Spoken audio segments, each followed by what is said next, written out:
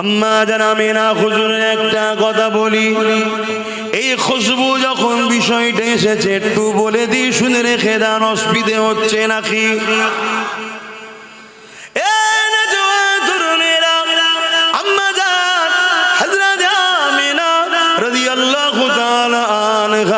তিনি এমন করে বলতে লেগেছে, আব্দুল্লাহ হুজুরের সঙ্গে যখন আমার বিবাহটা হয়ে গেল, প্রথম রাত হলো বাসর রাত, আমি আব্দুল্লাহ হুজুরের সঙ্গে বাসর রাত তিনি এক জায়গায় হলাম।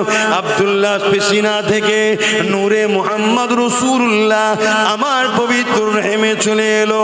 যখন আব্দুল্লাহ শরীর থেকে পেশিনা থেকে নূরে মুহাম্মদ রাসূলুল্লাহ যখন আমার রহিমে চলে এলো, ওই রাত থেকে আমি আমিনা আমার শরীর থেকে একটা খুশবু বেরোতে শুরু হয়ে যায়। যতদিন যায় খুশবু বাড়ে, যত রাত যায় খুশবু বাড়ে। একদিন এমন করে হযরতে আব্দুল্লাহ ব্যবসার জন্য চলে গেল, আল্লাহর হাওয়ালায় ইন্তেকাল হয়ে চলে গেল। আমি আমিনা ঘরের মধ্যে রয়েছি, আমার শরীরে খুশবু চারিদিকে ছড়াতে ছড়াতে ছড়াতে ছড়াতে পুরো মক্কা জমিনে এই খুশবুর চর্চা শুরু হয়ে গেল। সবার মুখে মুখে একটাই কথা, আমিনা শরীরে এই খুশবু আমিনা মাখে কোথায়, এই খুশবু আমিনা পায় কোথায়, এই আতর আমিনা পায় কোথায়? মক্কা জমিনে খুশবু তো পাওয়া যায় না। এই খবর রাসূলুল্লাহ দাদা যান হযরতে আব্দুল মুতালিবের কানে চলে এলো। রাসূলুল্লাহ দাদা ছিলেন মক্কার প্রেসিডেন্ট, মক্কা সম্রাট ছিল, মক্কার সুলতান ছিল। রাসূলুল্লাহ দাদার কানে যখন চলে এসেছে, রাসূলুল্লাহ দাদাও তখন কথাটাকে গুরুত্ব দিল, খেয়াল করে তিনিও বলতে লেগেছে, আমি একজন সম্রাট হিসাবে, সুলতান হিসাবে পৃথিবীর বিভিন্ন সম্রাট সুলতানের সঙ্গে মিটিংয়ে যায়, কিন্তু আমি কখনো এই খুশবু পাই না। কোনো দেশে এত ভিআইপি লোকেরা খুশবু ব্যবহার করে, এই খুশবু কারো শরীর থেকে আমি আব্দুল্লাহ এমন করে আব্দুল মুতালিবও পাই না। এই খুশবু আমার পুত্র বধূ পাই কোথায়? এই জন্য রাসূলুল্লাহ দাদি জানের কাছে কি অবজেকশন দিল যে আমাদের পুত্র বধূ আব্দুল্লাহর পরিবার সেই খুশবু কোথা থেকে মাখে। সব জায়গায় চর্চা চলতে লেগেছে। এইভাবে রাসূলুল্লাহ দাদি জান বলতে লাগলেন, এ আব্দুল মুতালিব, হ্যাঁ আমিও ভাবতে লেগেছি আপনাকে বলবো, কিন্তু বলা হয় না। আমি অনেক সময় দেখেছি আমিনা যখন হাম্মামখানা গোসলখানা থেকে বেরোতো, তারপরে আমি যখন গোসলখানায় ঢুকতাম আমি অবাক হয়ে যেতাম, যেন গোসলখানা নয় কোন আতরের গোডাউনে ঢুকে গেছি। এ যুবকেরা, রাসূলুল্লাহ দাদা দাদি আব্দুল মুতালিব এবং তিনার পরিবার আম্মা আমিনাকে ডাক দিলেন, এদিকে আসো মা। আম্মা আমিনা চলে আসলেন। মারে, বিধবাদের তো খুশবু মাখতে নাই, কোথা দিয়ে খুশবু পান মা? আর এই খুশবু তো মক্কার কোনো জায়গায় পাওয়া যায় না। আমিও বিভিন্ন সম্রাটের কাছে গেছি, তারা অনেক ভিআইপি খুশবু মাখে, কিন্তু আপনার খুশবু সব খুশবুর ওপরে, সব খুশবু আপনার এই খুশবুর কাছে ফিকে হয়ে গেছে। এ আমিনা রে, এই খুশবু কোথা থেকে পান? আম্মা আমিনা বলতে লেগেছে, আব্বা আম্মা, আমিনা কোনো খুশবু মাখে না। এই খুশবু আমিনার নয়, এই খুশবু হলো আমিনার রেহেম মুবারকে গর্ভে যিনি রয়েছে সেই মুহাম্মাদের খুশবু। আরো জোরে বলুন সুবহান আল্লাহু আকবার, ইয়া রাসূলুল্লাহ আল্লাহ। আমি আমার বাপের জন্য কাউকে গাল দিই না, আমার মায়ের জন্য কাউকে আমি গাল দিই না। ওজন আমার মা বাপ অনেকে গাল দেয়, আমি তার রিয়াকশনও দিই না যে তুই আমার বাপকে গাল দিচ্ছি আমি তোকে গাল দেবো না, আল্লাহ বিচার করবে। কিন্তু আমার আমেনা আল্লাহের বিরুদ্ধে কেউ লাগলে তাকে তখন কিন্তু আমি ওষুধ দিই, তাতে আপনাদের আবার অসুবিধে হয় না তো? যদি অসুবিধে হয় আমি বলবো কিছু সমস্যা হচ্ছে বাপ ভাইয়েরা, একটু তাহলে খেয়াল করতে হবে।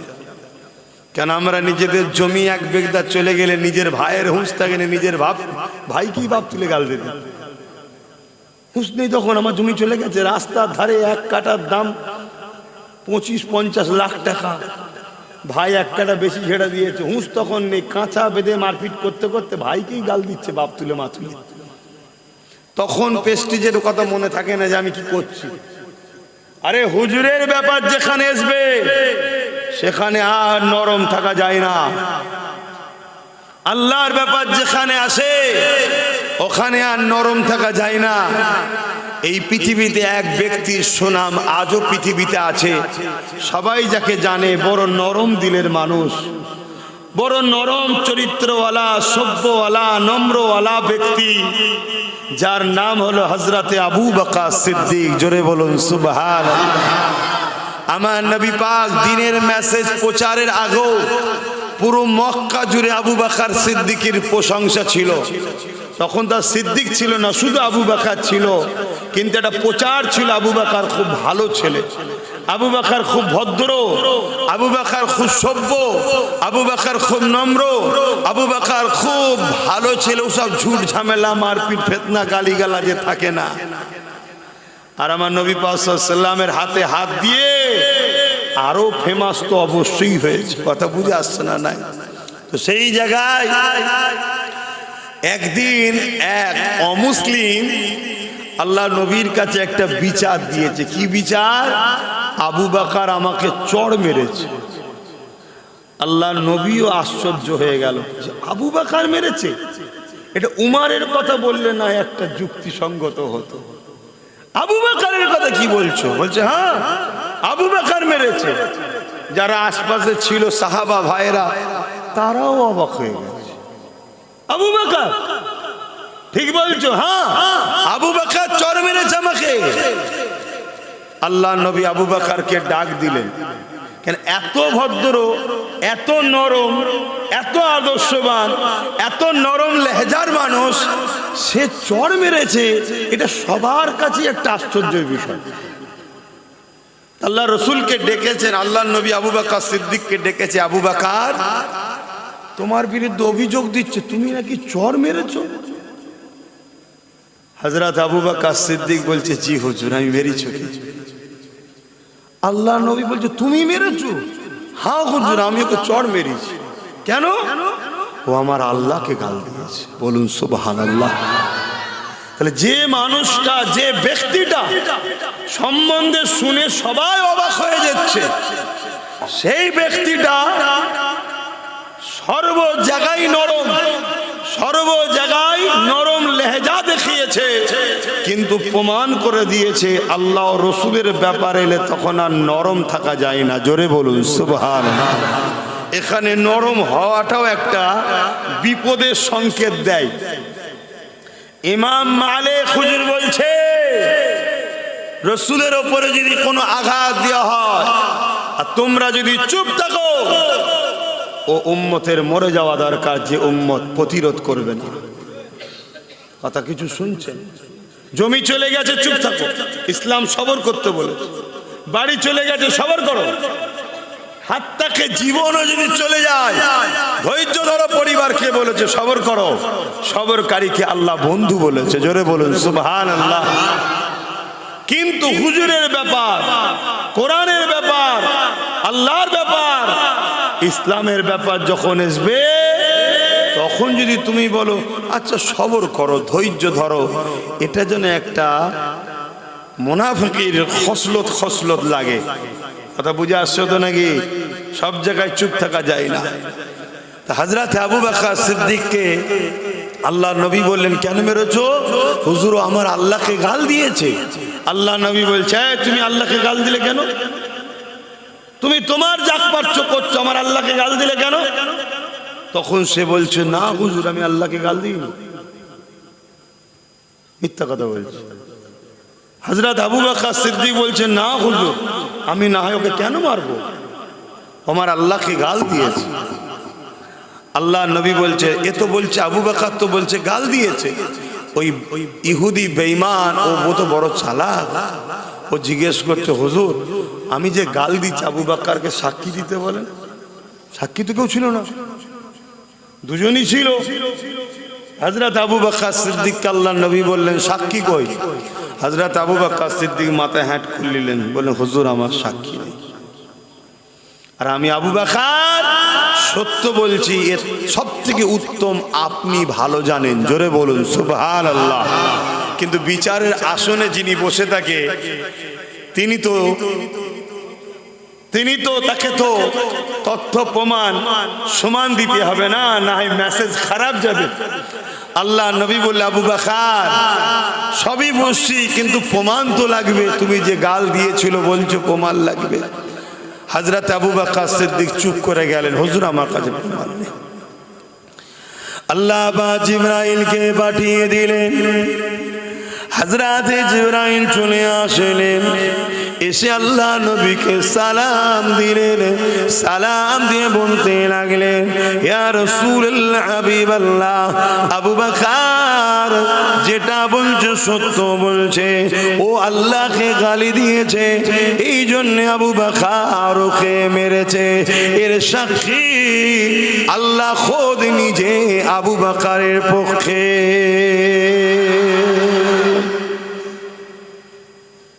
আল্লাহর উপরে আঘাত এলে আমি যেটা বুঝাতে চাইছি, আল্লাহকে তো কেউ আঘাত দিতে পারবে না, কিন্তু তার বিরোধী কেউ করলে, দ্বীনের ইসলামের কোরআনের রাসূলের বিরোধী করলে সেখানে কড়া হতে হয়, সেখানে নরম হওয়া যায় না। এটা ঈমানের বৈশিষ্ট্য।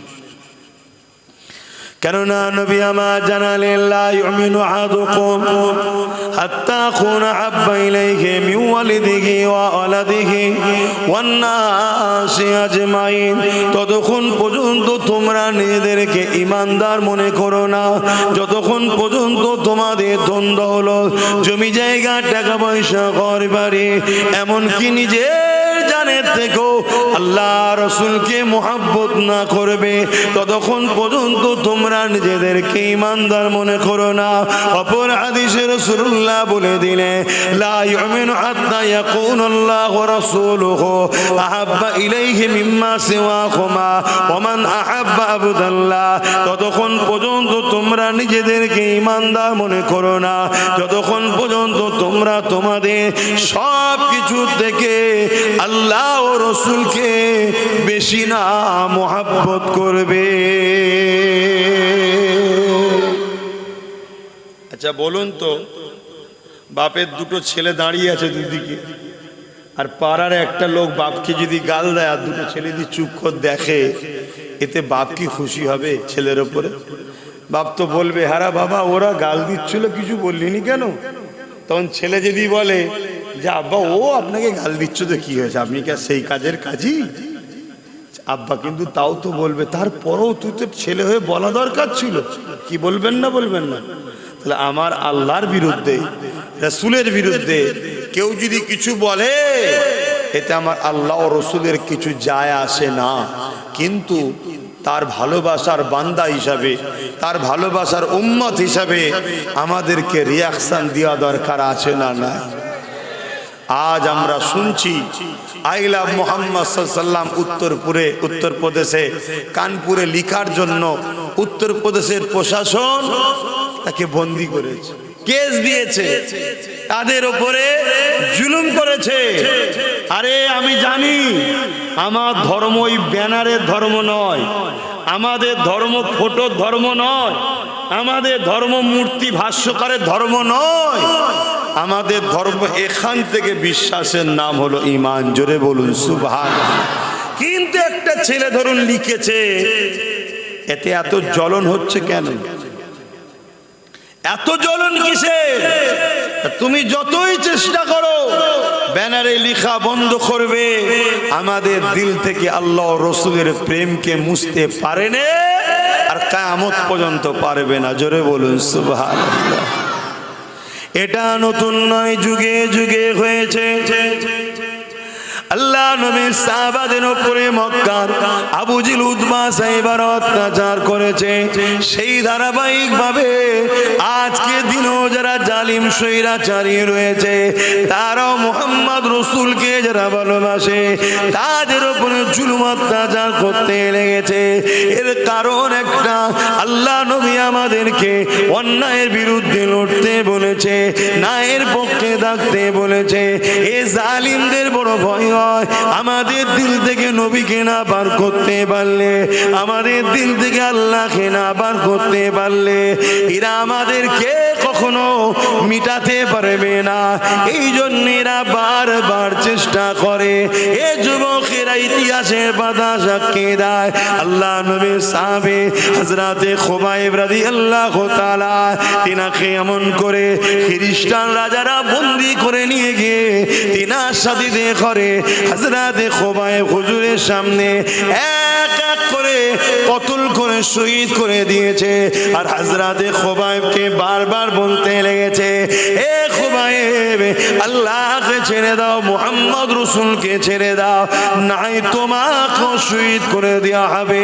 হযরতে খুবাইব হুজুর সাথী ভাইদের শহীদ করার দৃশ্য দেখে হুজুর আমার কেঁদেছে, কিন্তু জবান দিয়ে একটাই কথা বলেছে, এ জালিমরা যতই জুলুমের স্টিম রোলার চালাস না কেন, মুহাম্মদ রাসূলকে যে একবার দিল দিয়ে দিয়েছে তার দিল থেকে কখনো আল্লাহ ও নবীকে বার করতে পারবে না। আরো জোরে বলুন সুবহান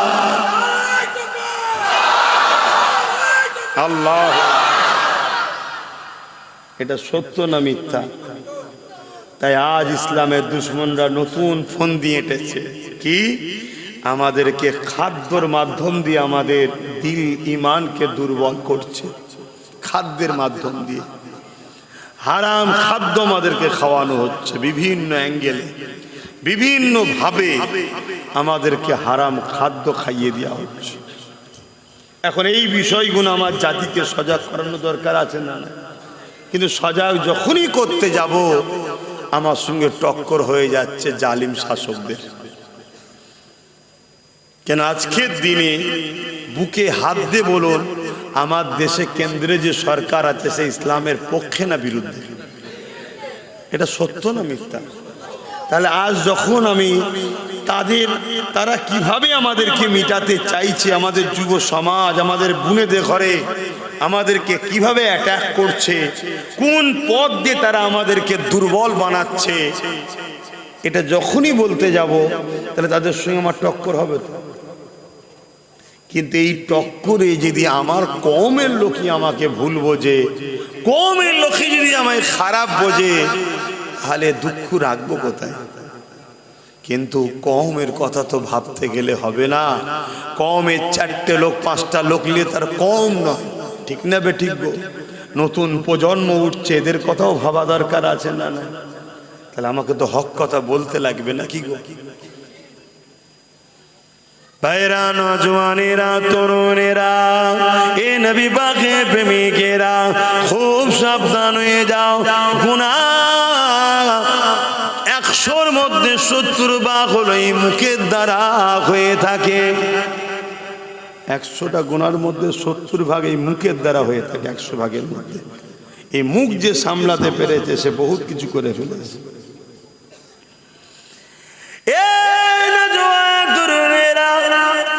যেখানে সেখানে যা পাবে নিয়েই মুখে তুলে দেবেন না, যেখানে সেখানে যা স্লোগান পাবেন দিয়ে ফেলবেন না। কেননা অনেক স্লোগান এমন আছে যে স্লোগানের মধ্যে কুফরি রয়েছে, যে স্লোগানের মধ্যে শিরক রয়েছে, যে স্লোগানের মধ্যে ইসলাম বিদ্বেষী কথা রয়েছে। এবং সমাজে এমন খাদ্যের জায়গা আছে যেখানে তোমাকে এমন খাদ্য খাইয়ে দিচ্ছে যে খাবার যেতে যেতে যেতে তোমার ভেতরটাকে নাপাক করে দিচ্ছে, ওই ভেতর থেকে ঈমান আস্তে আস্তে বার হয়ে চলে যাচ্ছে। কেন এটা করা হচ্ছে?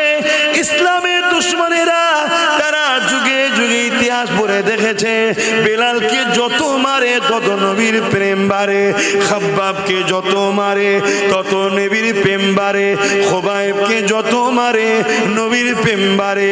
শুধু এটা নয়, একজন ইসলামের মহিলা যার নাম হলো সুমাইয়া আম্মা জান, একজন মহিলা হওয়ার পরও ওই মক্কার বাজারেতে হযরত সুমাইয়াকে অর্ধ উলঙ্গ করে বেউসুতি করে দিয়ে বলে, সুমাইয়া রে আল্লাহকে ছেড়ে দে, নবীকে ছেড়ে দে। আম্মা সুমাইয়া একজন মহিলা হওয়ার পরও ইমানের পাওয়ার দেখো, এক কথাই বলতে লেগেছে, এ জালিম আবু জেহেল উতবা সাইবারে যত জুলুম করিস না কেন, আমার হৃদয় থেকে আল্লাহ ও নবীকে বার করতে পারবি না।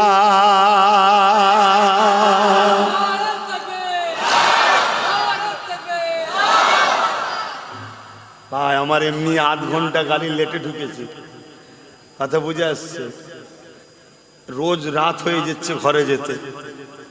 সবচেয়ে বড় কথা, এখন একটা অন্য সমস্যা হয়ে গেছে।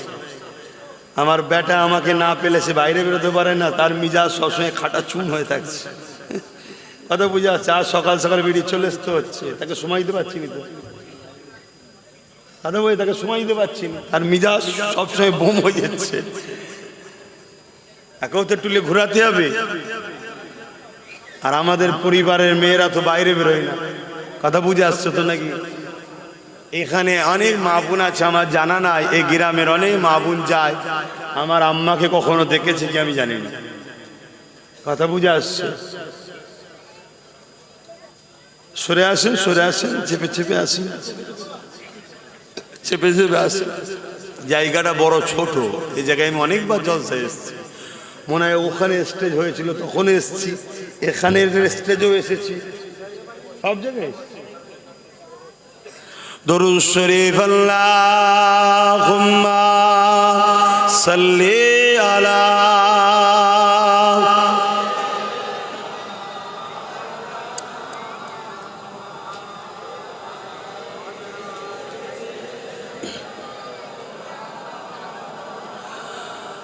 रातें भी मदीने की, बातें भी मदीने की, रातें भी मदीने की, बातें भी मदीने की, जीने में ये जीना है, क्या बात है जीने की।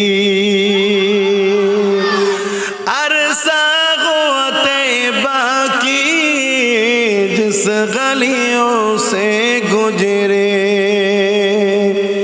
अरसा हुआ तैबा की, जिस गलियों से गुजरे, इस वक्त भी गलियों से खुशबू है पसीने की।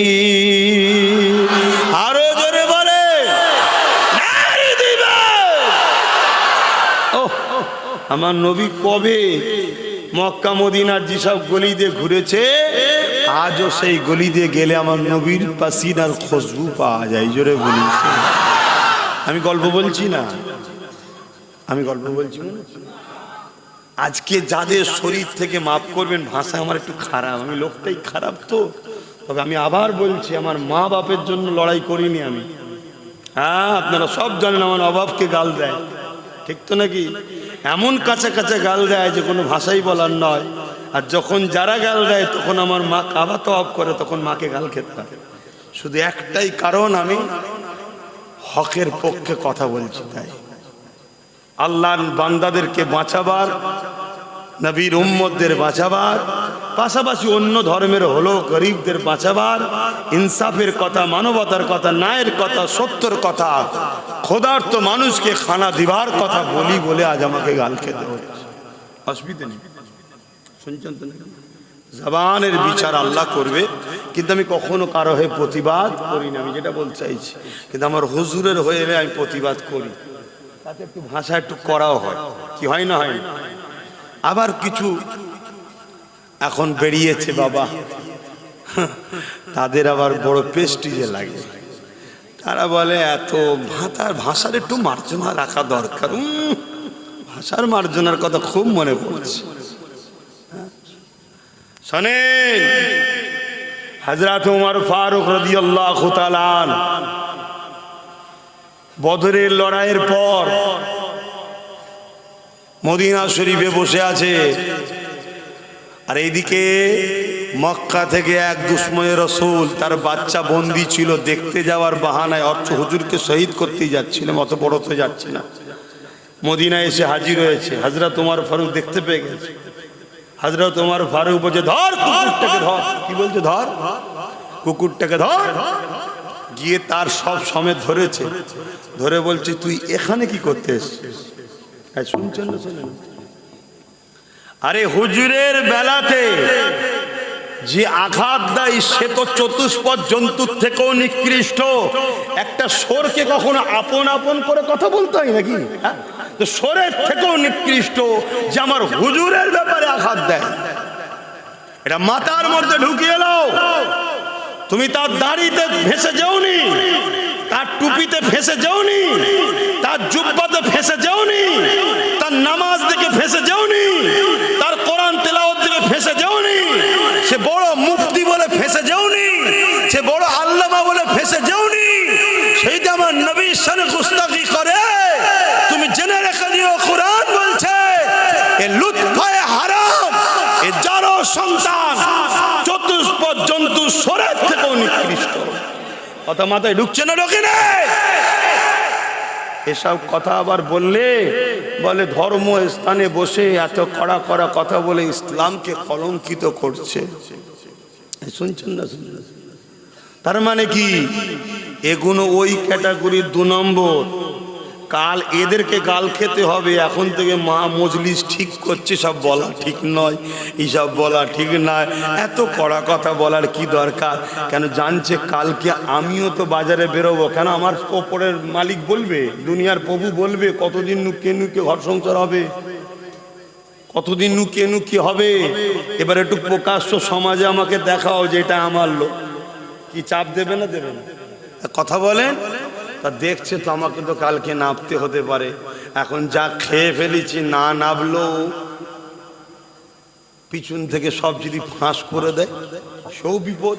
আর নেপে যাবার পরেও যদি আব্বাস সিদ্দিকী যা ট্রেনিং দিচ্ছে, যদি দালাল থেকে শুরু করে জাহান্নামের কুকুর থেকে শুরু করে সব বলা শুরু করে, সেও তো বিপদ। এখন থেকে মহল ঠিক করছে যাতে কড়া কথা না বলে। শুনছেন না? শোনেন, আপনাকে যদি আব্বাস সিদ্দিকীর ওপরে ডাউট হয়, হোক, কোরআনের ওপরে ডাউট আছে না? আব্বারা কোরআনের উপর সন্দেহ আছে? আরে একটু হ্যাঁ কি না বল। কোরআনের ওপরে সন্দেহ আছে? কোরআন বলছে, কি বলছে?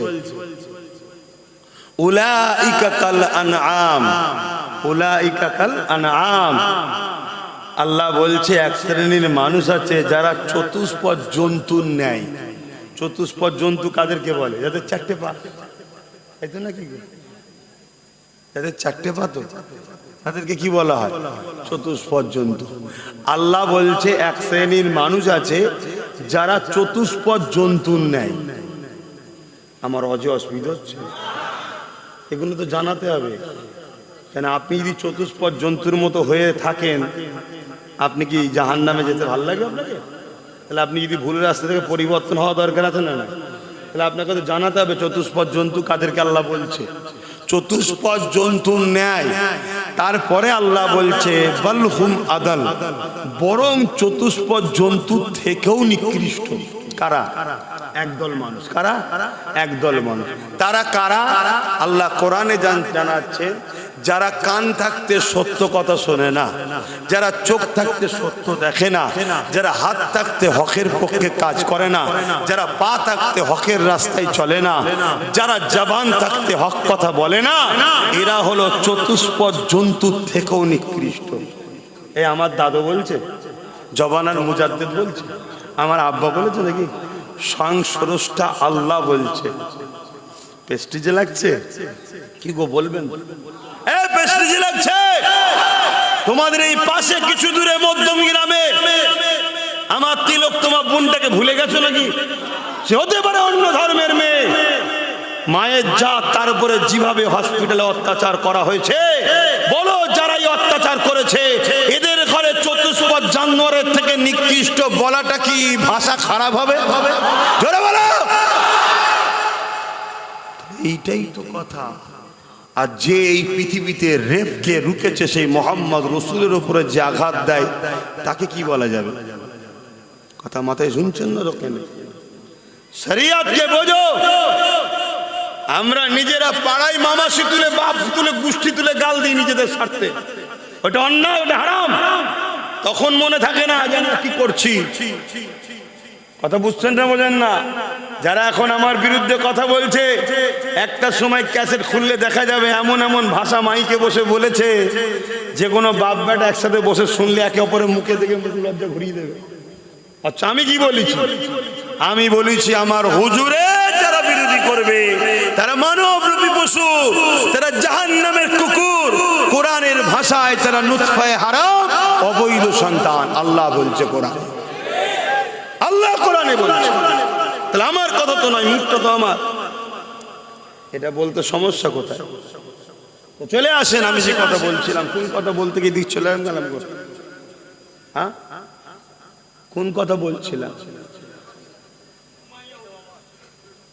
হ্যাঁ, তুমি কিছু বলবে? বাপেরা, নজওয়ানেরা, আমার রাসূলুল্লাহর কথা বলছিলাম। কবে আমার নবী মদিনার অলিগলি দিয়ে ঘুরেছে, মক্কার অলিগলি দিয়ে ঘুরেছে, কি আজ আপনারা শুনছেন? সেই নবী পাকে শরীরের পাসিনার খুশবু আজ মক্কা মদিনার অলিগলিতে পাওয়া যায়। এটাই বলছিলাম। বলতে গিয়ে বলছিলাম কি, যারা আমার নবীর উপরে আঘাত দেয় একটু কড়া আমার কথা হয় বলেছিলাম, তারপরে ঘুরে গেছিলাম, আপনারা ভুলে গেছে। যারা আমার নবীর বিরোধী করে, আই লাভ মোহাম্মদ রসুল লিখাতে যাদের অ্যালার্জি হয়, ওদেরকে যদি বলা হয় ভাই তুই একবার কাছে আয়, কারো যদি জেন ধরা রুগী থাকে ওকে নিয়ে যদি একবার শুকানো হয়, এমন গন্ধ বেরোচ্ছে জেন বাবারে মারে বলে পালাবে। এরা আবার আমার নবীর বিরোধী করে। এ আছে না? কথা বলেন, ভুল বললাম? আচ্ছা আপনারা যদি আমার নবীর হন, আপনার তো খুশি হওয়া দরকার যে আমার হুজুরের পক্ষে বলছে। এবার সবার ভাষা ভাব মিষ্টি হয়। ছোটবেলায় হয়তো আমার মা মধু খাওয়াইনি, তাই হয়নি। অনেকে বলে সবসময় মিজাজ, সবসময় ঝগড়া করলাম ভাব আব্বাস সিদ্দিক। আচ্ছা আমি কি আমার জন্য ঝগড়া করছি? তাহলে কেন অ্যালার্জি হয় আমার উপরে? আজ যারা আমার রসুলের বিরুদ্ধে কথা বলে তাদের জেনে লিয়া দরকার মোহাম্মদ রসুলুল্লাহটাকে। একদিন হুজুরের শরীরটা রাত্রিরে একটু অসুস্থ লাগছে, হুজুর একটা পাত্রে ইস্তেঞ্জা মুবারক করলেন। ইস্তেঞ্জা, হ্যাঁ বলেন ইস্তেঞ্জা, প্রত্যেকে মুখ খুলে বলেন ইস্তেঞ্জা। যদি কেউ ইস্তেঞ্জাকে মুবারক বলতো, পেস্টিজে লাগিয়ে ইস্তেঞ্জা মুবারক বলবো, জানতে হবে কোন বক্তা জাহান্নামের কুকুর হয়ে গেছে। হ্যাঁ শুনছেন তো নাকি? আবার অনেকে বলে ও যেন কে জান্নাতে কি জাহান্নাম ও সব জেনে গেছে। আলহামদুলিল্লাহ, আল্লাহ ইলম দিয়েছে, কেন জানবো না? কোরআন হাদিসে আছে না না যে আল্লাহ ও রসুলের বিরুদ্ধে সে কোথায়? জান্নাতে তো। আর জোরে বলে, যে আল্লাহ ও রসুলের বিরুদ্ধে সে কোথায় যাবে? এই জোরে বলেন। বাবা তোমরাও জেনে গেছো? ওই কপাল ফাটা মলি সাহেবরা বুঝতে পারছে না। তাহলে জানতে হবে এরা অন্য কিছুতে চলছে। ভাইরা আমার নবী পাক সাল্লাল্লাহু আলাইহি ওয়াসাল্লামের ইস্তেঞ্জা মুবারক, পিশাব মুবারক একটা পাত্রে করলেন। করে হুজুর ওই নিচু ঘরের একটা খাট বা সোফা যাই হোক তার তলায় রেখে দিলেন। সকালবেলা যে ঘর পরিষ্কার করে, হুজুরের দরবার পরিষ্কার যে করে, সে এসে ঘরের ভেতর থেকে খুশবু আর খুশবু। জোরে বলুন সুবহানাল্লাহ। আরো জোরে বলা যাবে না? আরে আল্লাহর নাম নিতে গিয়ে যদি শিরা ফেটে যে মরে যায়, মরে যাব। একবার বলুন না সুবহানাল্লাহ। আরো একবার বলুন না আল্লাহু আকবার। কি আল্লাহ আল্লাহ কে তৈরি করেছে? আমার আল্লাহ তো তৈরি করেছে, তার বন্ধুকে। আমরা মাটির রসে তৈরি, তাই আমাদের গা দিয়ে কি হয় আর বলে কাজ নেই। রসুল পাক সাল্লাল্লাহু আলাইহি ওয়াসাল্লাম হলেন নূরে মুজাসসাম, জোরে বলুন সুবহান। আমার নবী পাক সাল্লাল্লাহু আলাইহি ওয়াসাল্লাম এমন করে জিজ্ঞেস করছে, খাদেম যে এসেছে সে তো খুশবুতে দিবানা দিবানা হয়ে তো দেখ খুশবু। খেয়াল করে করে করে করে পাত্রের কাছে গিয়ে দেখছি খুশবু পাত্র থেকে বেরিয়েছে, পানি রয়েছে, দিবানা হয়ে যে পান করে নিয়েছে। কথা বুঝে আসছে? পান করে নিয়েছে। আল্লাহ নবী এমন সময় এসে এসে জিজ্ঞেস করছে, হ্যাঁ গা, এই যে একটা পাত্রে এ ছিল সেটা কোথায় ফেললে? কোথায় ফেললে? বলছে হুজুর ওটা কি ছিল? বলছে বাবা কাল একটু শরীরটা খারাপ লাগছিল, তা ওই পাত্রেতে ইস্তেঞ্জা করেছিলাম। তখনও ভাবছি ইন্না লিল্লাহ, আমি কি করে ফেললাম। হুজুর এখন যদি আমায় বকে কি হবে না হবে। তো হুজুর সেটা আমি নিরাপদ জায়গায়, আল্লাহ নবী বলছে বাবা যেখানে ফেলবে যেন কারো পা না লাগে, একটু দেখে শুনে ফেলো। শুনছেন কি বলছে? তখন সাহাবী খুশি হয়েছে, শান্ত হয়েছে যে হুজুর এমন জায়গায় ফেলেছি, এমন জায়গায় রেখেছি কেউ বেয়াদবি করতে পারবে না। কোথা ফেলেছো বাবা? হুজুর খুশবুর চোটে পান করে ফেলেছি। বলুন সুবহানাল্লাহ। হাই হাই হাই, আরে দুনিয়া ওয়ালো, হতে পারো তুমি কোন দেশের রাজা, কোন দেশের মহারাজা, কোন রাজ্যের সিএম, পৃথিবীর রাজা হতে পারো। মুহাম্মদ রসুলের পায়ের ধুলো তো অনেক দূরের কথা, মুহাম্মদ রসুলের ঘোড়ার পায়ের ধুলোর উপযুক্ত হতে পারোনি। কে? মুহাম্মদ রসুল্লাহ। শোনো, যার নামে অ্যালার্জি হয়, এই পৃথিবী তৈরি হয়েছে জিনার জন্য, তিনি তো হলেন মুহাম্মদ রসুল। জোরে বলুন সুবহানাল্লাহ। তো ভাইরা আমার, আল্লাহ নবী কি বললেন? হে বাবা তুই কি করলি? পেশাব পান করে ফেললি, হে বাবা তওবা কর, আস্তাগফিরুল্লাহ পড়, এসব বলেছে। আল্লাহ নবী বলেছে যাও তো সাত পীরের ছেলের গা থেকে মেশক আম্বারের খুশবু বেরোবে। জোরে বলুন সুবহানাল্লাহ। কিতাব বলছে তার ছেলের গা থেকে খুশবু বেরোতে এলাকার লোক খুশবুতে পাগল হয়ে যেত। জোরে বলুন সুবহানাল্লাহ। আজকে যারা বিরোধী করছো, তোমাদের সকালবেলা কি হয়? আর বেশি ডিপে যাচ্ছি না, কি গো কথা খারাপ লাগছে নাকি? হ্যাঁ, মসজিদ গুলোই যখন আমরা যাই ভোরবেলায়, বাপ রে বাপ, ব্রেনের ঝাঁঝে চোটে সব যা থাকবে মশলা বেরিয়ে যাবে। যাও হ্যাঁ, খুব সাবধান। আমার হুজুরের বেলায় খুব সাবধান। সেই নবী পাকের শরীরের খুশবু আজও মক্কা মদিনার গলিতে পাওয়া যায়। জোরে বলুন সুবহানাল্লাহ। रातें भी मदीने की, बातें भी मदीने की, जीने में जीना है, क्या बात है जीने की। अरसा तैबा की जिस गलियों से गुजरे,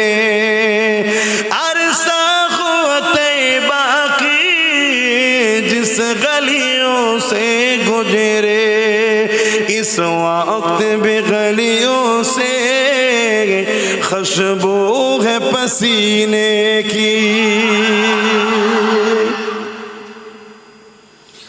আমার নবী পাকের পাক আলিয়া, আমাদের আম্মা জান উম্মে সালামা, তিনি এমন করে একদিন দুপুরের সময়, প্রচন্ড গরমের সময়ে, আল্লাহ নবী দুপুরে একটু কাইলোলা করছে, শুয়ে রয়েছে, একদিক থেকে আর একদিকে কট ফিরেছে, কাত হয়েছে।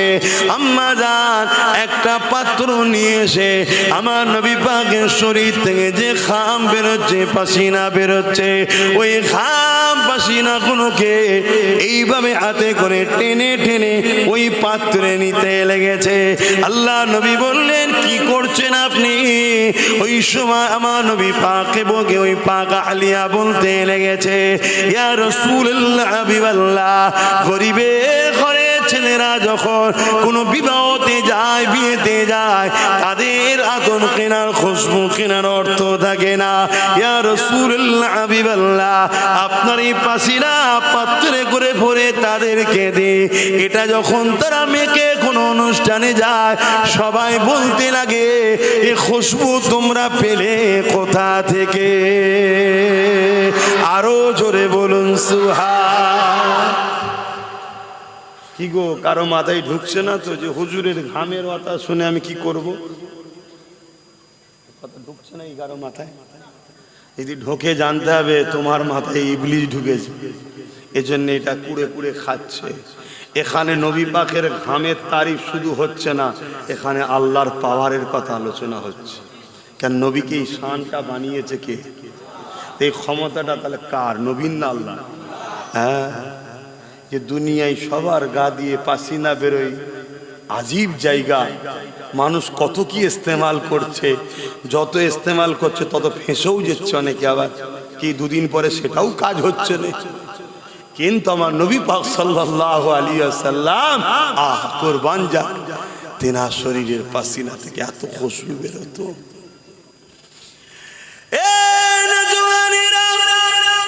একটা কথা মনে পড়েছে, এই পাসিনার ব্যাপারে একটু বলে নি। আবু জেহেল আমার নবী পাকের বড় দুশমন ছিল।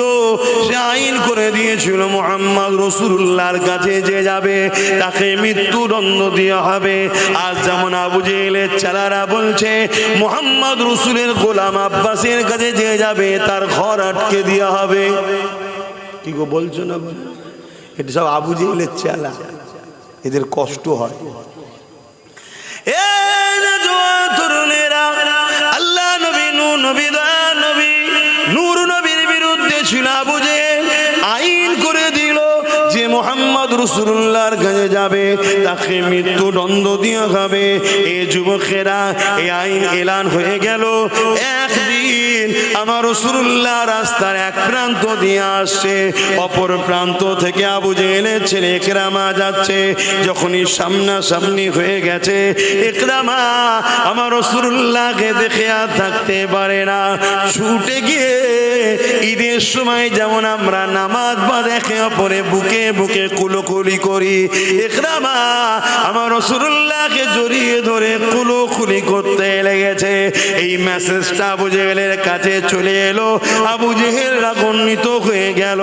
আবু জেহেল ঘোষণা করে দিল, সরদারের ছেলে প্রকাশ্য সবার সামনে মৃত্যুদণ্ড দেওয়াটা একটা কেমন লাগছে, কিন্তু আইন সবার জন্য সমান। তাই ইকরামাকে জঙ্গলে গিয়ে বেঁধে দাও হাতে পায়ে দড়ি দিয়ে, যাতে বনের হিংস্র পশুরা ইকরামাকে ছিঁড়ে ছিঁড়ে খেয়ে নেয়। কথা মতো কাজ হয়ে গেল।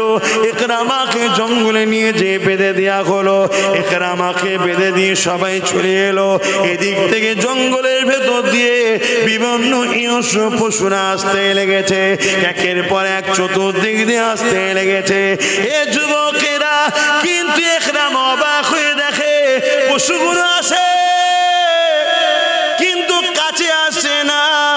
দূর থেকে দাঁড়িয়ে দাঁড়িয়ে সবাই ইকরামার মুখের দিকে তাকিয়ে থাকে।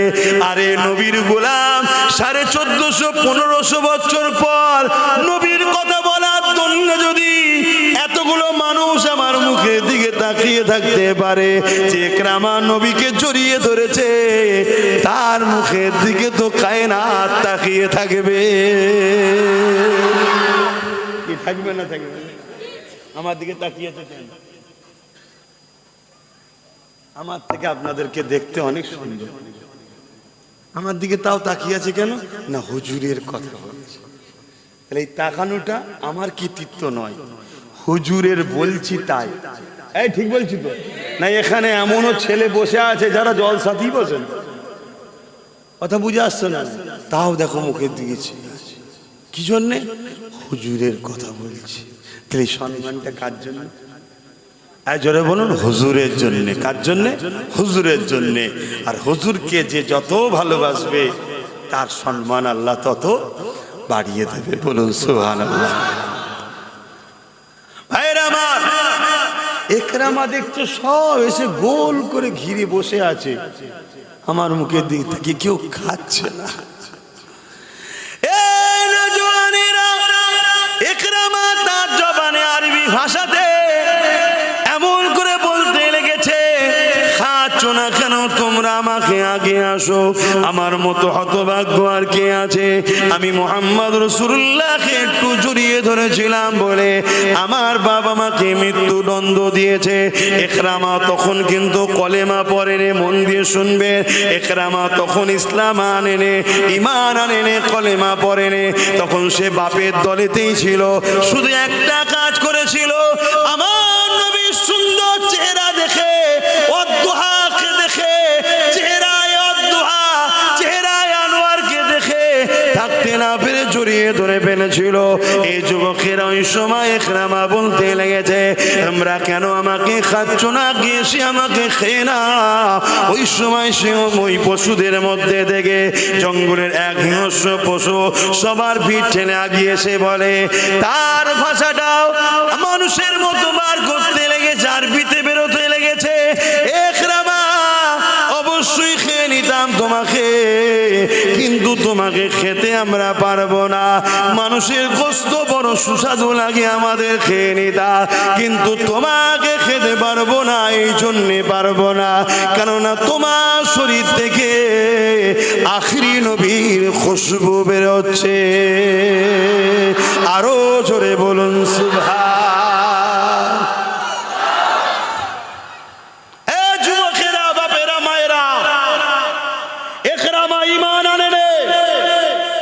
ইসলাম কবুল করে নে, হুজুরকে শুধু জড়িয়ে ধরেছে, হুজুরের পক্ষে ছিল না।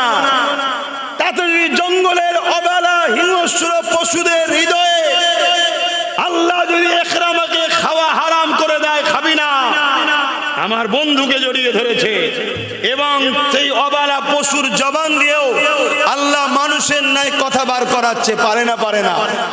আমরা তো ঘরে টিয়া পুষলে সে আমাদের মতো কথা বলে, কি মহান স্রষ্টার ক্ষমতা আছে না? না।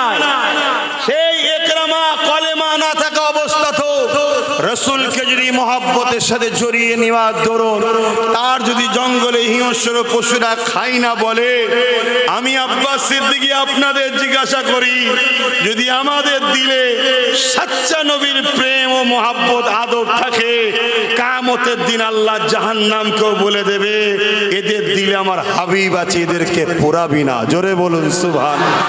আরো জোরে বলুন ইনশাআল্লাহ। হতে পারে না? কিন্তু সাচ্চা মহব্বত কাকে বলে? যে মাদ্রাসা ভাঙবে তার সাথে দল করা। এখন তো মুসলমান করছে, আবার এই কথা বলার জন্য অনেকের আবার প্রেস্টিজে লেগে গেছে। একটা প্রচার হচ্ছে না চারিদিকে, তোমাদের এলাকায় প্রচার হয়েছে কি জানি না, একটা ছোট্ট ভিডিও ক্লিপ কেটে প্রচার হচ্ছে না? আমার অনেক ভিডিও প্রচার হচ্ছে, কোনটা 20 সেকেন্ড, কোনটা 30 সেকেন্ড, কোনটা 40 সেকেন্ড। ভাই যারা এই মোবাইল এ যে যারা রয়েছে এরা সব ভালো জানে, কোনো জায়গা থেকে না, কোনো জায়গা থেকে হ্যাঁ, কোনো জায়গা থেকে বলো, কোনো জায়গা থেকে করো, কোনো জায়গা থেকে এই অক্ষর নিয়ে জুড়ে একটা সেন্টেন্স করা যায় না? যায় না? আজকে টেকনোলজির সময়, করা যায় না? যায় না? হ্যাঁ। তারপরে নতুন এখন আবার একটা অ্যাপ বেরিয়ে গেছে, ও তো সব করতে পারে। ও তো মহিলাকে পুরুষ বানিয়ে দিচ্ছে, পুরুষকে মহিলাও বানিয়ে দিচ্ছে, সব হচ্ছে আখেরি জামানা। মোমেনের বৈশিষ্ট্য কি? মোমেন কখনো শোনা কথাতে বিশ্বাস করবে না, ভেরিফাই না করে, যদি সেটা তার ইজ্জতের উপর আঘাত হয়। কথা মাথায় শুনছে? কিন্তু একটা ভিডিও সমাজে চলছে খুব, কি ভিডিও? আব্বাস সিদ্দিকী বলেছে টিএমসি কে ভোট দেওয়া নাকি হারাম। আপনারা শুনেছেন? এই শুনেছেন তো নাকি? তো এইটার আগে কি বলেছি, পরে কি বলেছি, এটাও দেওয়া দরকার ছিল তো নাকি? দিয়েছে? শুধু ওইটুকু দিয়েছে। এক কথা বুঝছেন না? বোঝেন না? এখন এই বিষয়টা পুরো জানার ইচ্ছা আপনাদের আছে কি? যদি থাকে তাহলে সালাম পড়িয়ে এলে একটুখানি শোনাবো, কেন জানা দরকার। যখন আমার বিরুদ্ধে ছড়াচ্ছ একটু আমার জানানো দরকার আছে না? এবার জেনে যদি তখন মনে হয় যে না আব্বাস সিদ্দিকী তো ঠিকই বলছে, মুখ ওর কথা তো ওর নয়, কথা তো ইসলামের বলছে, তাহলে আপনাদের মানতে হবে না? আজ এই না মানে রাস্তা ক্লিয়ার, যাও টিকিট কনফার্ম হয়ে যাবে, পুরো ওপেন তো, ভাগ হয়ে আছে। আরে দুটো তো দল, একটা রহমানের একটা শয়তানের। সারা জীবন কাজ করবেন শয়তানের দলে, হেল্প করবেন শয়তানের দলে, সবকিছু শয়তানের দলে, আর দিনের শেষে বলবেন আমি রহমানের দলের সঙ্গে জান্নাতে যাবে। হয় দুনিয়াদারি করতে হবে, কারবার করতে হবে, ব্যবসা করতে হবে, মুসলিম অমুসলিম সব ভাই ভাই মানুষ মিলেমিশে চলতে হবে, কোনো নিষেধ নাই ইসলামে। কিন্তু যখনই আল্লাহ ও রসুলের বিরুদ্ধে যখন যাবে আর তার সাথে সম্পর্ক না, কেন আল্লাহ ও রসুল সবার উপরে। কথা কিছু মাথায় ঢুকছে? সেই জায়গাতেও তুমি যদি আল্লাহ ও রসুল ছেড়ে দিয়ে হই হই করো, তার মানে কি তুমি আল্লাহ ও রসুলের থেকে একে গুরুত্ব বেশি দিলে। তো যাক, আমি চলে আসছি যে কথা বলছিলাম। তাহলে একরামার নবীকে মানেনি, শুধু জড়িয়ে ধরেছে, তাকে জঙ্গলের বাঘ খাচ্ছে না। কি বলছে? তোমার গা থেকে খুশবু বেরোচ্ছে, জোরে বলুন সুবহানাল্লাহ। তাহলে আমার নবী কি ছিলেন? খুশবু ছিলেন, জোরে বলুন সুবহানাল্লাহ। আম্মা জান আমিনা হুজুরের একটা কথা বলি, এই খুশবু যখন বিষয়টা এসেছে একটু বলে দিই, শুনে রেখে দেন, অসুবিধে হচ্ছে নাকি?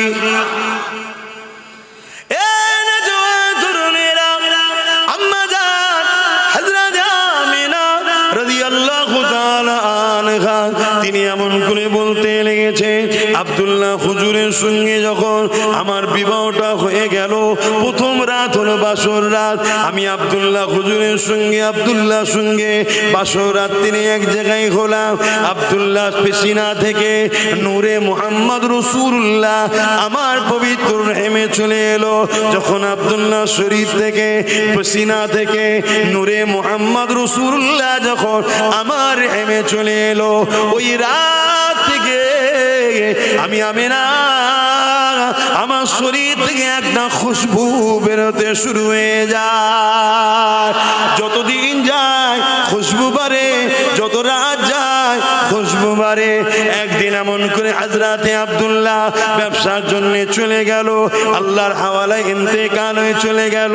আমি আমিনা ঘরের মধ্যে রয়েছি, আমার শরীরে খুশবু চারিদিকে ছড়াতে পুরো মক্কা জমিনে এই খুশবুর চর্চা শুরু হয়ে গেল। সবার মুখে মুখে একটাই কথা, আমিনা শরীরে এই খুশবু আমিনা মাখে কোথায়, এই খুশবু আমিনা পায় কোথায়, এই আতর আমিনা পায় কোথায়? মক্কা জমিনে খুশবু তো পাওয়া যায় না। এই খবর রাসূলুল্লাহ দাদা যান হযরতে আব্দুল মুতালিবের কানে চলে এলো। রাসূলুল্লাহ দাদা ছিলেন মক্কার প্রেসিডেন্ট, মক্কা সম্রাট ছিল, মক্কা সুলতান ছিল। রাসূলুল্লাহ দাদার কানে যখন চলে এসেছে, রাসূলুল্লাহ দাদাও তখন কথাটাকে গুরুত্ব দিল, খেয়াল করে তিনিও বলতে লেগেছে, আমি একজন সম্রাট হিসাবে, সুলতান হিসাবে পৃথিবীর বিভিন্ন সম্রাট সুলতানের সঙ্গে মিটিংয়ে যায়, কিন্তু আমি কখনো এই খুশবু পাই না। কোনো দেশে এত ভিআইপি লোকেরা খুশবু ব্যবহার করে, এই খুশবু কারো শরীর থেকে আমি আব্দুল্লাহ এমন করে আব্দুল মুতালিবও পাই না।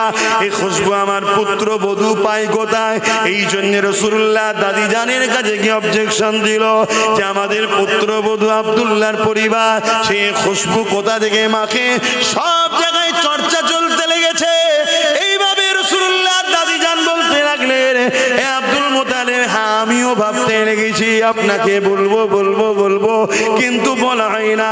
আমি অনেক সময় দেখেছি আমিনা যখন হাম্মামখানা গোসলখানা থেকে বেরোতো, তারপরে আমি যখন গোসলখানায় ঢুকতাম আমি অবাক হয়ে যেতাম, যেন গোসলখানা নয় কোন আতরের গোডাউনে ঢুকে গেছি। এ যুবকেরা, রাসূলুল্লাহ দাদা দাদি আব্দুল মুতালিব এবং তিনার পরিবার আম্মা আমিনাকে ডাক দিলেন, এদিকে আসো মা। আম্মা আমিনা চলে আসলেন। মারে, বিধবাদের তো খুশবু মাখতে না, নাই, কোথা যে খুশবু পান মা। আর এই খুশবু তো মক্কার কোনো জায়গায় পাওয়া যায় না। আমিও বিভিন্ন সম্রাটের কাছে গেছি, তারা অনেক ভিআইপি খুশবু মাখে, কিন্তু আপনার খুশবু সব খুশবুর ওপরে, সব খুশবু আপনার এই খুশবুর কাছে ফিকে হয়ে গেছে। এ আমিনা রে, এই খুশবু কোথা থেকে পান? আম্মা আমিনা বলতে লেগেছে, আব্বা আম্মা, আমিনা কোনো খুশবু মাখে না। এই খুশবু আমিনার নয়, এই খুশবু হলো আমিনার রেহেম মুবারকে গর্ভে যিনি রয়েছে সেই মুহাম্মাদের খুশবু। আরো জোরে বলুন সুবহান আল্লাহু আকবার, ইয়া রাসূলুল্লাহ, আল্লাহ। কে আমার নবী? কে? বুঝতে পারছো? এই দুনিয়ায় যুগে যুগে এরকম কুকুর জাহান্নামের এসেছে যারা আমার নবীর বিরোধী করেছে, আমার নবীর দিনকে মিটাতে চেয়েছে, কোরআনের বিরোধী করেছে, আল্লাহর উপরে মিথ্যাচার করেছে।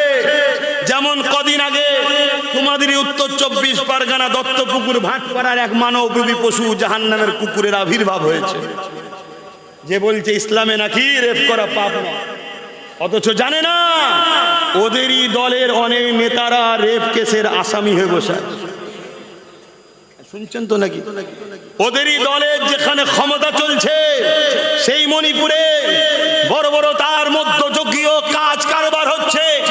এসসি এসটি দলিত অসহায় গরিব নিচু বর্ণের মহিলাগুলোকে উলঙ্গ করে ঘোরাচ্ছে এই বিজেপি শাসিত রাজ্যে। এই মানবরূপী পশুগুলো তাদের বিরুদ্ধে বলে না কেন? এদের রাজনীতি করার কোনো ভাষা নাই। এরা জনগণকে যা বলেছিল সব মিথ্যা হয়েছে। বিজেপি যেদিন থেকে দেশে এসছে দেশটা ধ্বংস হয়েছে। বিজেপি যা ওয়াদা করেছে সব ফ্রড হয়েছে, সব মিথ্যা হয়েছে, সব চিটিংবাজি হয়েছে। হাতটাকে মোদি একটা ইন্টারন্যাশনাল মিথ্যুক কার্যা প্রমাণ হয়েছে, হয় না হয়নি? জোরে বলো। এরা দেখছে তো রাজনীতির কোন আইন নেই, তাই ধর্মে আঘাত দাও, মাইন্ডটাকে মানুষের ভোলাও, আমাদের দুর্নীতির কথা মানুষ যেন ভুলে যায়। শুনছেন না? শোনেন? কিন্তু বড় দুঃখের বিষয়, এরকম মানবরূপী পশুকে হয় পাগলা গারোতে না জেলে থাকা দরকার ছিল, কিন্তু জেলে আছে কি? জোরে বোন আছে? নাই। জেলে থাকবে কে? আপনার গ্রামে মদের দোকান কেউ দেবে, আর আপনার গ্রামে একজন যে বলবে মুসলিম মহল্লায় মদের দোকান দিচ্ছে, এটা আমার ইসলামে খাওয়া হারাম, এটাকে বন্ধ করো। এই যে বন্ধ করতে বলবে সে জেলে যাবে কেন? আমার রাজ্যে মাতাল সরকার বসে আছে। ভাষা কি খারাপ লাগে? আমি ওদের মতো নয়, আমি ওই সব লোকেদের মতো নয় যারা বিজেপির বিরুদ্ধে বলবে আর দিদিকে জিন্দাবাদ বলবে। আমি ওই মুনাফেকদের দলে নয়। আমি এতটুকু বুঝি টাকার ইপিট আর উপিট। আর না হয় বলেন এত বড় কথা বললো, এত কেস হলো, অ্যারেস্ট করছে না কেন? কথা বলেন, যুক্তিতে বলেন। আর আপনাদের পাশের ভাঙরে একটা মেয়ে শুধু বলেছে মমতার স্বামী নেই, তার নামে এক জাহান্নামের কুকুর কেস দিল, আবার সেই মেয়েটাকে তুলেও নিয়ে গেল। সেই কুকুরগুলো এর নামে কেস দেবে? এক কথা বল, এরা সব ভাই বোন। কবে বুঝবেন? কিন্তু এরা কি প্রমাণ করছে? আব্বাস সিদ্দিকী হলো বিজেপি। করছে না? করে না? কেন এটা করছে? এটা না করলে মুসলিম সমাজের লোক যদি আব্বাস সিদ্দিকীর কথা শুনে নেয়, তাহলে আমাদের তো চৌকি উল্টে যাবে। আমরা তো বেঁচে আছি এদের দয়ায়। এদের দয়ায় যখন বেঁচে আছো, এদের দিনের দুশ্মনদের উপরে দরদ দেখাচ্ছ কেন? এদের মসজিদ মাদ্রাসাকে যারা মিটাতে আসছে তাদের বিরুদ্ধে যখন এরা লড়াই করছে, তুমি কেন বলছো দিল্লি চলে যাও? তুমি যদি এদের দয়াতেই বেঁচে থাকো, তাহলে এদের বাচ্চাদের ঘরে কেন বলেছো যে রাস্তার কুকুরকের বাচ্চাকে মিড ডে মিল দেবো, তো মাদ্রাসার বাচ্চাদের মিড ডে মিল দেবো না? এই জানোই সরকার বলেছে, জানো তো নাকি? না জানলে তোমার সমালোচনা করবে। যদি এদের দয়ায় বেঁচে থাকো, তাহলে দুর্গাপুরে বোল্ডুজার দিয়ে পশ্চিম বাংলায় মাদ্রাসা ভাঙা হলো কেন? এদের দয়াতেই যদি বেঁচে থাকো, তাহলে 32টা মাদ্রাসার আনএডেড বন্ধ করে দিলে কেন? এদের দয়ায় যদি বেঁচে থাকো, তাহলে তুমি বললে কেন আমার কোরআন শেষ হয়ে যাবে, আমার উন্নতি শেষ হবে না? এই যে কোরআন শেষ হয়ে যাবার কথা বলে, তাকে কোনো মুসলমান সাপোর্ট করলে ঈমান থাকবে? তার মানে তুমি ওই কথাকে অ্যাকসেপ্ট করলে। কথা বুঝে আসছে না? না, খুব জ্বলন হচ্ছে আব্বাস সিদ্দিকীর কথায় অনেকে, যে কি করা যাবে বল দেখি, এ তো সব ভান্ডা ফেটিয়ে দিয়েছে, কিচ্ছু করার নেই। যতদিন আমার ধরে জান আল্লাহ রেখেছে আর আল্লাহ মেম্বারে নিয়ে এসে বসাবে, ততদিন আমি কোরআন দিনের পক্ষে লড়বো। কথা শুনছেন না শোনেন?